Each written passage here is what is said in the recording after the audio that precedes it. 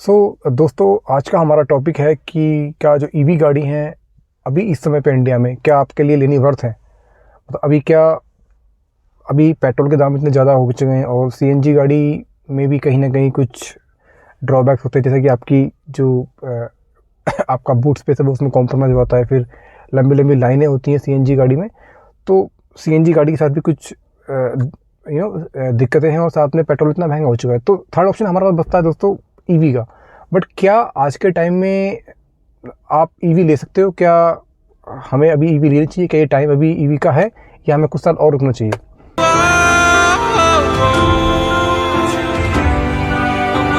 अब देखो यार, ईवी के साथ सबसे बड़ी जो दिक्कत मेरे हिसाब से है वो है कि जो आपका चार्जिंग इकोसिस्टम है, मतलब इंडिया के अंदर अभी चार्जिंग इकोसिस्टम ईवी को लेके उतना ज़्यादा डेवलप नहीं है कि आप अभी ईवी गाड़ी के लिए जाएं।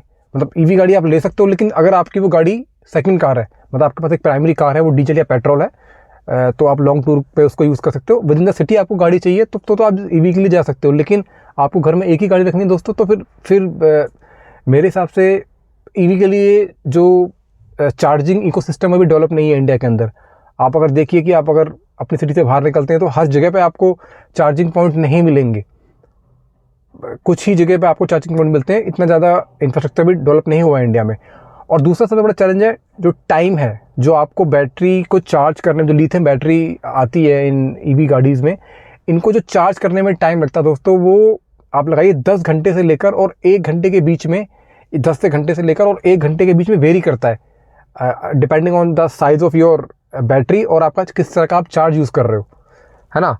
तो जैसे कुछ फास्ट चार्ज, जैसे अब अगर मैं पंच ईवी की बात करता हूँ, जो उसकी 35 kWh वाली जो उसकी बैटरी है, अगर उसको आप फास्ट चार्जर से चार्ज करते हो तो वो आपकी कम से कम आपकी 0 से 100 चार्ज होने में कम से कम 1 घंटा तो लेती है वो। तो आपको मिनिमम 1 घंटा तो चाहिए चार्ज करने के लिए। तो वो चार्जिंग टाइम, फिर आपको वो फास्ट चार्जर के लिए आपको एक्स्ट्रा पे भी करना पड़ेगा। तो एक बड़ी दिक्कतें यहाँ पर हैं कि एक तो आपका उतना ज़्यादा इंफ्रास्ट्रक्चर भी डेवलप नहीं है इंडिया में, और दूसरा आपका चार्जिंग टाइम बहुत ज़्यादा है इन बैटरीज़ को चार्ज करने के लिए।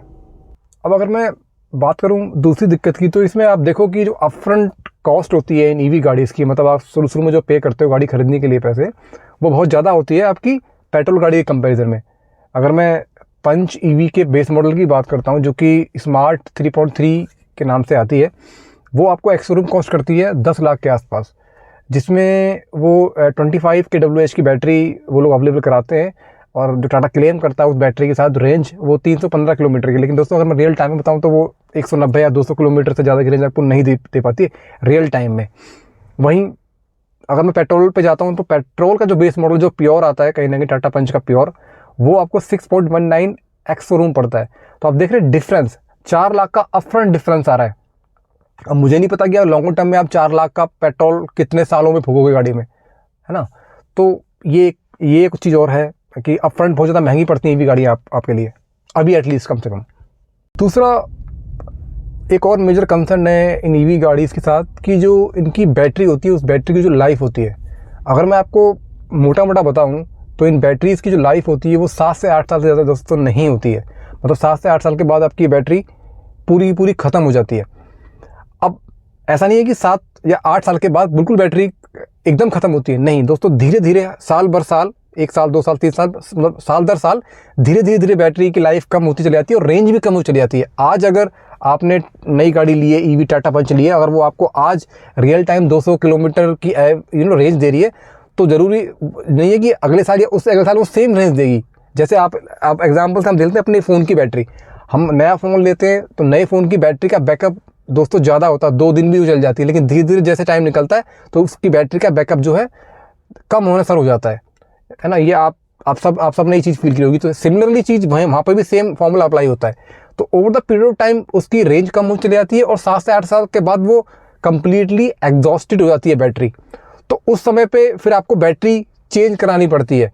तो जो बैटरी की जो कॉस्ट पड़ती है आपको, तो अगर मैं मोटा बताऊँ आपको, तो आपने अपनी गाड़ी में अपफ्रंट जितने पैसे दिए थे, मतलब आपने 10 लाख एक्स शोरूम की गाड़ी खरीदी थी, तो उसका 50% कम से कम दोस्तों, उसका 50% आपकी बैटरी की कॉस्ट होती है। मतलब अगर मैं पंच ईवी की बात करता हूँ तो आपको कम से कम 4.5-5 लाख की बैटरी पड़ेगी आज से 7 से 8 साल के बाद। तो वो एक बड़ा खर्चा आपके सर पे होगा उस समय पे। तो ये एक प्रॉब्लम है ईवीज गाड़ियों के साथ कि बैटरी की एक लिमिटेड लाइफ होती है, उसके बाद फिर आपको अगेन गाड़ी का जितना अमाउंट था दिया था आपने, उसका हाफ पैसा आपको दोबारा उसकी बैटरी में लगाना पड़ता है, और फिर ये साइकिल चलती रहती है दोस्तों, है ना। तो ये एक बहुत बड़ी दिक्कत है ईवी गाड़ी के साथ। अब अगर मैं लास्ट में बात करूं तो इसमें क्या है कि जब आप ईवी गाड़ी चलाते हो तो हमेशा आप एंग्जाइटी में रहते हो, हमेशा आप रेंज की तरफ देख रहे होते हैं, कितनी रेंज रहेगी है, क्या मैं इस रेंज में घर पहुंच पाऊंगा नहीं पहुंच पाऊंगा, या फिर मुझे इस रेंज के ख़त्म होने से पहले कोई चार्जिंग पॉइंट मिलेगा नहीं मिलेगा। तो एक एंग्जाइटी सी रहती है। ड्राइविंग आप उतनी कंफर्टेबल तरीके से या उतना पीस ऑफ माइंड ऑफ तरीके से आप ड्राइविंग नहीं कर पाते हो, आप एंग्जाइटी में रहते हो हमेशा रेंज को लेके, है ना। तो अब आप गाड़ी चला रहे हो और फिर आपको हमेशा टेंशन रहती है कि यार बैटरी इतने परसेंट रहेगी उतने परसेंट रहेगी है ना। तो वो एक परेशानी सी एंग्जाइटी सी रहती है हमेशा। तो वो एक दिक्कत है अभी, क्योंकि इतनी रेंज नहीं मिल पा रही है गाड़ियों में भी, जो आपकी 30-35 लाख के आसपास की गाड़ी आती हैं, या जैसे अगर मैं बात करूं आपकी MG की जो ZS आती है तो उसकी अच्छी खासी रेंज है, 400 तक की रेंज वो दे देती है। तो उन गाड़ियों में तो फिर भी ये दिक्कत एक बारी को नहीं है, लेकिन जो छोटी गाड़ियां हैं जैसे कि ईवी आपकी टाटा की पंच हो गई या फिर नेक्सॉन हो गई, उनमें उतनी रेंज नहीं है, तो वहाँ पर फिर वो इशू ज़्यादा रहता है।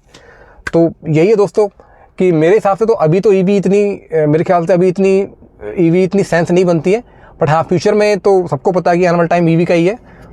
तो अभी के लिए तो मैं यही बोलूँगा कि ईवी गाड़ी अभी मेरे हिसाब से सेंस नहीं बनती है। अगर तो आपको घर में एक ही गाड़ी रखनी है, अगर आपको गाड़ी 2 रखनी है तो फिर आप ईवी गाड़ी ले सकते हो। जैसे मैंने बहुत से लोगों को देखा है कि वो MG की जो कॉमेट है उसको लेके घूमते रहते हैं, छोटी सी गाड़ी है, कहीं भी आप उसको निकाल लो, रेंज भी ठीक ठाक है उसकी, तो वो आई एम श्योर कि लोगों की प्राइमरी कार तो नहीं होगी, वो सेकेंडरी कार ही होगी। तो इस तरीके से चीज़ें हो सकती है कि अगर आप 2 गाड़ी अफोर्ड कर सकते हो तो एक आप ईवी रख लो, दूसरी आप पेट्रोल और डीजल रख लो। उस सेंस में तो मैं फिर भी आपको एक बार सजेशन दूंगा कि आप ईवी पे जा सकते हो। लेकिन अगर आपकी सिंगल गाड़ी रखनी है तो आई डोंट थिंक कि अभी वो टाइम है कि हमें ईवी गाड़ी की तरफ जाना चाहिए।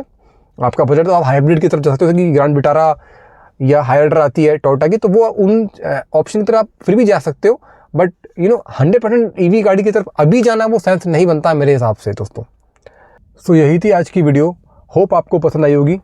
कृपया करके मेरे चैनल को सब्सक्राइब कर लें, वीडियो को लाइक करें, जिससे मुझे मोटिवेशन मिलता है नई नई वीडियो बनाने के लिए।